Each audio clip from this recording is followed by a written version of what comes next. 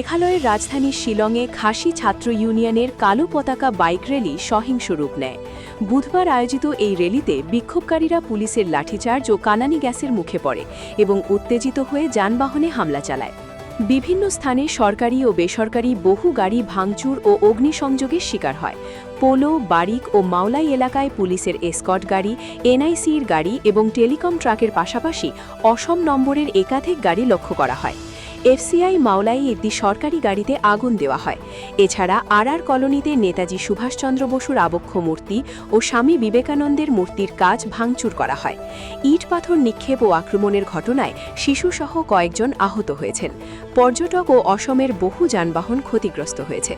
15 দিনের আলটিমেটাম শেষে আয়োজিত এই র্যালিতে 5 দফা দাবি তুলে সংগঠনটি। দাবিগুলোর মধ্যে ছিল শ্রী সিমেন্টের গণশুনানির বিষয়ে ব্যবস্থা, এমআরএসএসএ বাস্তবায়ন, এনইআই গৃহমসে নারী নার্স নিয়োগ এবং চাকরির ইন্টারভিউ বাতিলের দাবি। পরিস্থিতি উত্তপ্ত হলে পুলিশ বাড়তি নিরাপত্তা জোরদার করে। এই ঘটনায় মেঘালয় জুড়ে ব্যাপক চাঞ্চল্য সৃষ্টি হয়েছে।